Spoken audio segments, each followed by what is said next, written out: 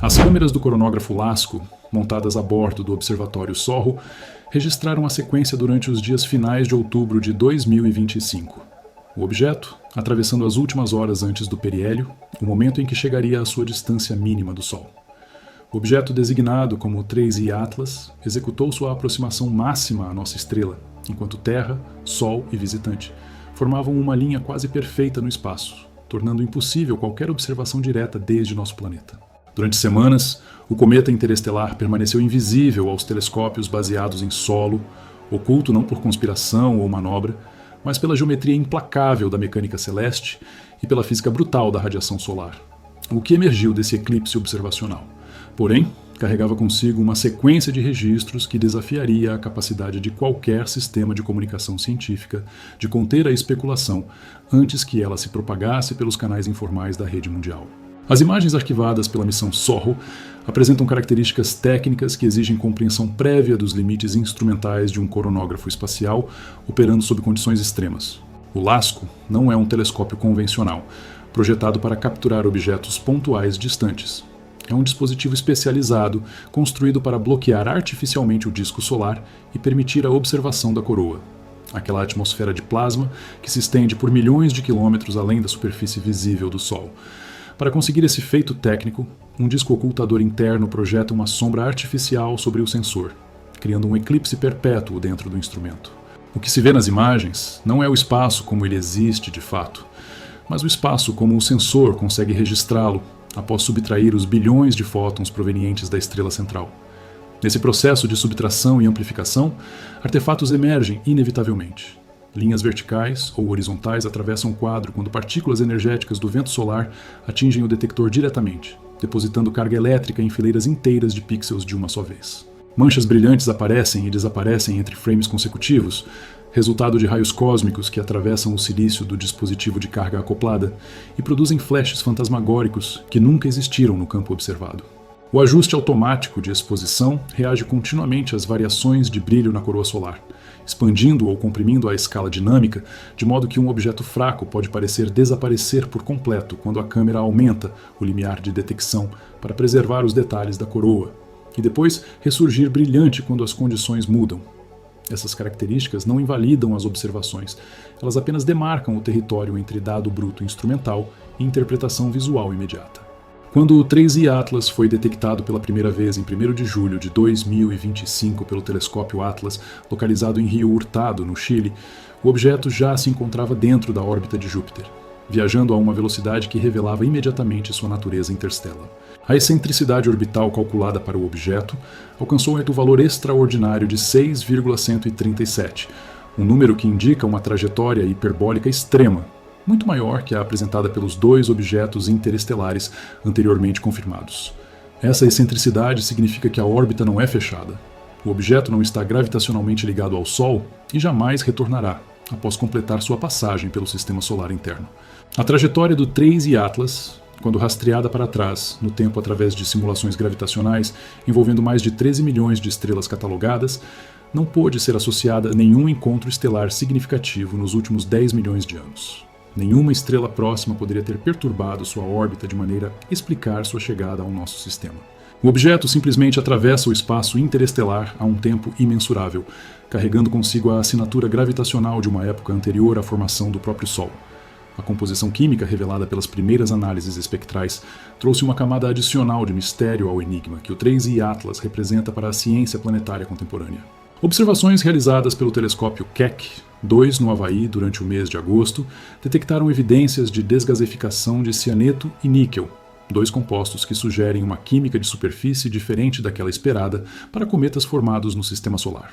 A presença de níquel em abundância relativa elevada, combinada com padrões de sublimação que incluem cianeto, indica processos de formação que podem ter ocorrido sob condições distintas das que prevaleceram no disco protoplanetário que deu origem aos planetas e cometas locais. Mais intrigante ainda foi a detecção de uma estrutura chamada anticauda, uma extensão de material que aponta na direção do Sol, em vez de afastar-se dele como seria esperado pela pressão de radiação solar e pelo vento solar. Esse fenômeno, embora raro, pode ser explicado por efeitos de projeção geométrica quando a Terra cruza o plano orbital do cometa. mas sua persistência nas observações levantou questões sobre a dinâmica de liberação de material da superfície do núcleo. A imagem, em luz branca capturada pelo Keck, não mostrou evidência de uma cauda cometária familiar, aquela estrutura alongada de poeira que espalha a luz solar e é empurrada para longe da estrela. Em vez disso, o objeto apresentou uma aparência mais compacta, com o material ejetado concentrado em regiões específicas ao redor do núcleo.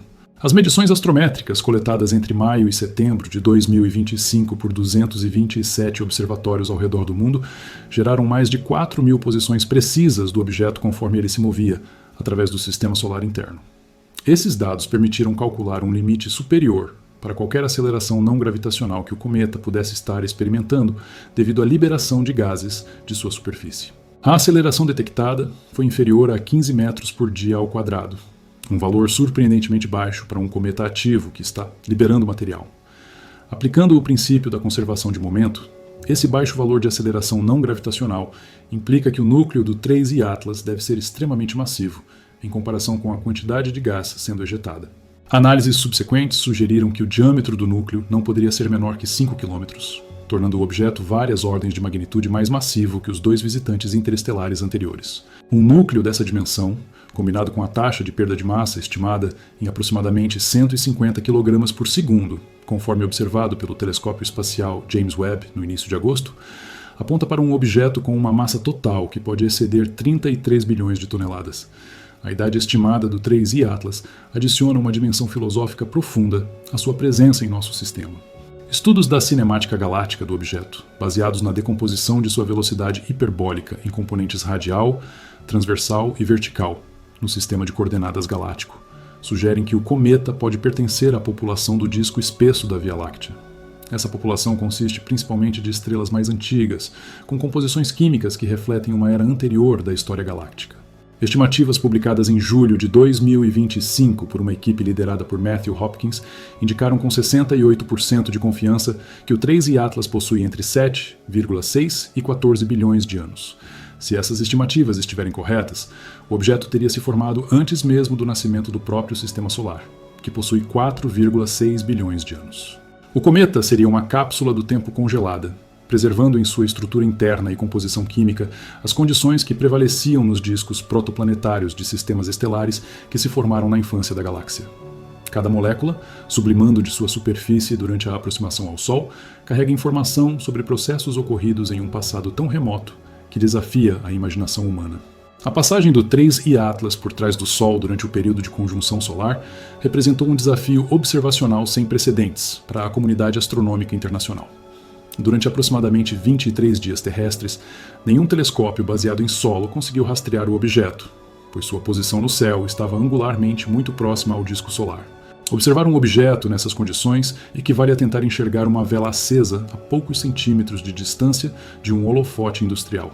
A luz refletida pelo cometa é completamente ofuscada pelo brilho solar quando vistos da Terra.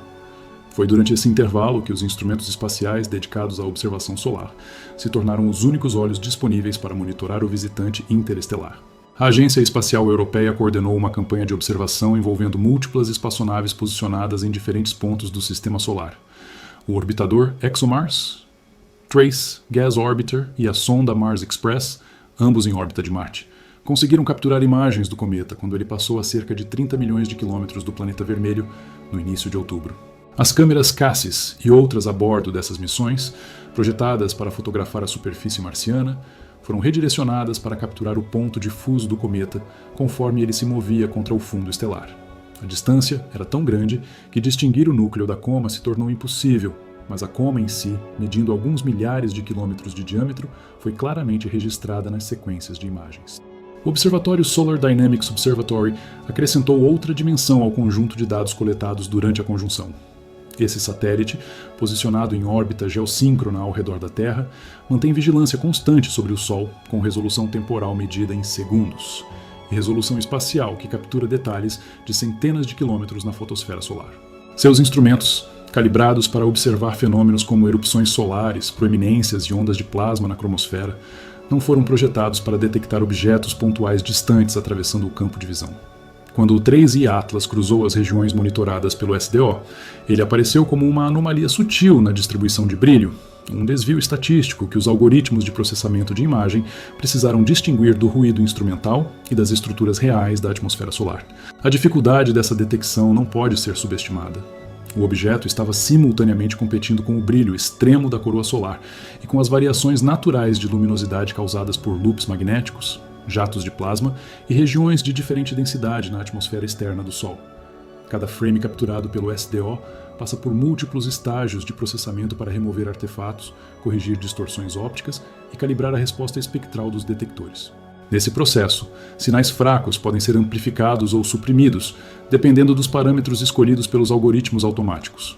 A circulação das imagens do SOHO e do SDO, através de canais não oficiais, precedeu qualquer análise técnica detalhada por parte das instituições responsáveis pelas missões. Frames isolados extraídos das sequências completas começaram a aparecer em fóruns de astronomia amadora e plataformas de compartilhamento de dados, frequentemente acompanhados de interpretações que extrapolavam além do que os dados realmente mostravam. Algumas análises apontavam para descontinuidades aparentes na posição do objeto entre frames consecutivos, sugerindo mudanças abruptas de trajetória que seriam incompatíveis com o movimento puramente gravitacional. Outras focavam em variações de brilho que pareciam não seguir o padrão esperado para um cometa se aproximando do Sol. Essas observações, embora baseadas em dados reais, não levavam em consideração as múltiplas fontes de incerteza inerentes às observações com coronógrafos durante conjunção solar. A resolução limitada dos instrumentos, combinada com o ajuste automático de exposição e com a presença de estruturas coronais brilhantes no fundo, poderia facilmente produzir aparências enganosas de comportamento anômalo. Um objeto que desaparece temporariamente de um frame pode simplesmente ter sua luz refletida, suprimida pelo aumento automático do limiar de detecção, quando uma estrutura coronal brilhante passa próxima no campo de visão. Uma aparente mudança de posição pode resultar de erro de centroide, quando o sinal do objeto se aproxima do nível de ruído de fundo. A resposta da comunidade científica e institucional à proliferação de especulações foi medida e metodologicamente cautelosa. Porta-vozes da NASA, incluindo o cientista líder para corpos pequenos do Sistema Solar, reiteraram que o objeto apresentava todas as características esperadas para um cometa interestelar ativo. A desgasificação observada, a formação de coma, as variações de brilho correlacionadas com a distância ao Sol, tudo isso era consistente com um corpo gelado sendo aquecido pela radiação solar e respondendo com sublimação de voláteis de sua superfície. A ausência de uma cauda de poeira proeminente poderia ser explicada pela composição específica do núcleo, talvez com uma fração menor de partículas de poeira em relação a gelos voláteis, ou por uma orientação do eixo de rotação que concentrava a emissão de material em direções específicas. O Instituto de Busca por Inteligência Extraterrestre também emitiu comunicados, enfatizando que não havia evidência observacional de comportamento tecnológico ou artificial no 3I Atlas. Sinais de rádio foram monitorados em múltiplas frequências sem que nenhuma emissão não natural fosse detectada. A trajetória do objeto, quando calculada com precisão usando todas as observações astrométricas disponíveis, mostrava-se perfeitamente consistente com uma órbita hiperbólica natural, modificada apenas pelos efeitos sutis da pressão de radiação e da desgaseificação assimétrica. Contudo, uma voz dissonante ecoou através da paisagem do debate científico com persistência notável. O astrônomo de Harvard, cujo nome deve ser grafado como Avi Loeb, conforme especificado, manteve uma postura de abertura deliberada, a possibilidade de que o 3I Atlas pudesse representar algo além de um cometa natural. Em artigos publicados em seu blog pessoal e em entrevistas concedidas a veículos de comunicação internacional, Loeb argumentou que a ciência deveria manter múltiplas hipóteses ativas, enquanto os dados continuassem sendo coletados. Ele propôs uma escala numérica, denominada Escala Loeb, de ameaças tecnológicas interestelares, que varia de 0 a 10, e classificou o 3I Atlas inicialmente em 4 pontos nessa escala, indicando características crescentemente anômalas que justificariam investigação adicional.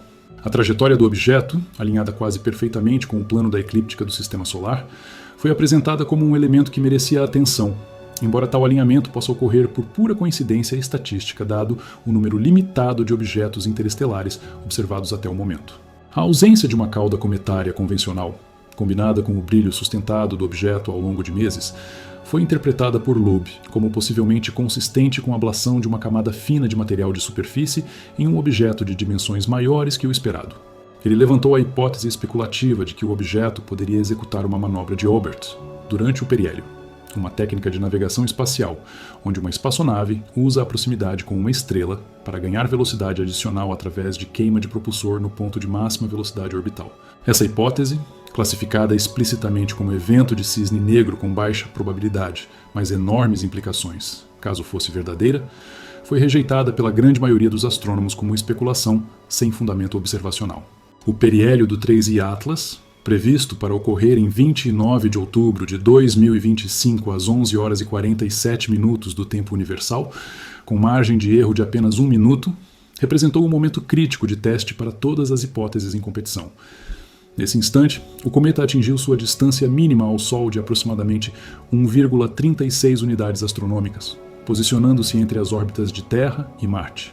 A velocidade do objeto em relação ao Sol atingiu seu valor máximo de 68 km por segundo. O aquecimento solar alcançou sua intensidade máxima sobre a superfície do núcleo, potencialmente desencadeando surtos explosivos de sublimação se bolsões de gelo volátil estivessem enterrados sob uma crosta de material refratário. Qualquer mudança de trajetória induzida artificialmente seria mais eficiente nesse momento devido à maior velocidade orbital, tornando o periélio o ponto ideal para uma suposta manobra de propulsão, caso o objeto fosse de fato uma sonda tecnológica disfarçada. A comunidade científica aguardou a reemergência do cometa no campo de visão dos telescópios terrestres, prevista para o final de novembro, quando o ângulo de elongação solar aumentaria suficientemente para permitir observações no céu do amanhecer. Se o objeto continuasse em sua trajetória hiperbólica prevista, afastando-se do Sol sem qualquer desvio inexplicável, a hipótese tecnológica seria definitivamente refutada. Se alguma anomalia fosse detectada, toda a discussão seria reaberta com intensidade renovada. As imagens capturadas durante a conjunção solar, especialmente aquelas registradas pelos instrumentos a bordo do SOHO e do SDO, permanecerão como documentos históricos desta passagem extraordinária. Cada pixel dessas imagens carrega informação codificada sobre fótons que viajaram desde a superfície do cometa, refletindo a luz solar após interagir com moléculas de cianeto, níquel, dióxido de carbono e outros compostos que sublimavam da superfície gelada. Esses fótons atravessaram milhões de quilômetros de espaço vazio, cruzaram a coroa solar superaquecida, onde o plasma atinge temperaturas de milhões de graus, e, finalmente, atingiram os detectores semicondutores dos instrumentos espaciais, onde foram convertidos em sinais eletrônicos. O processamento desses sinais, a calibração cuidadosa que separa sinal verdadeiro de artefato instrumental, a astrometria de precisão, que determina posições com incerteza de frações de segundo de arco, tudo isso representa o ápice da capacidade observacional humana contemporânea. Mesmo com toda essa sofisticação técnica, permanece a incerteza irredutível, o espaço entre o que os instrumentos capturam e o que realmente existe além deles. Um ponto de luz em movimento pode ser apenas reflexo solar em rocha antiga, mas também pode ser janela para uma realidade que ainda não aprendemos a reconhecer. O 3I Atlas continuará sua jornada através do sistema solar interno, cruzando novamente a órbita terrestre em sua trajetória de saída. Mas desta vez, a uma distância segura que não representa qualquer ameaça ao nosso planeta. Conforme se afasta do Sol, a atividade cometária diminuirá gradualmente. A sublimação de gelo cessará à medida que a temperatura da superfície cair abaixo dos limiares necessários para a vaporização de diferentes compostos. A coma se dissipará, a cauda antissolar desaparecerá, e o objeto retornará ao estado inerte de rocha congelada, atravessando o vazio interestelar.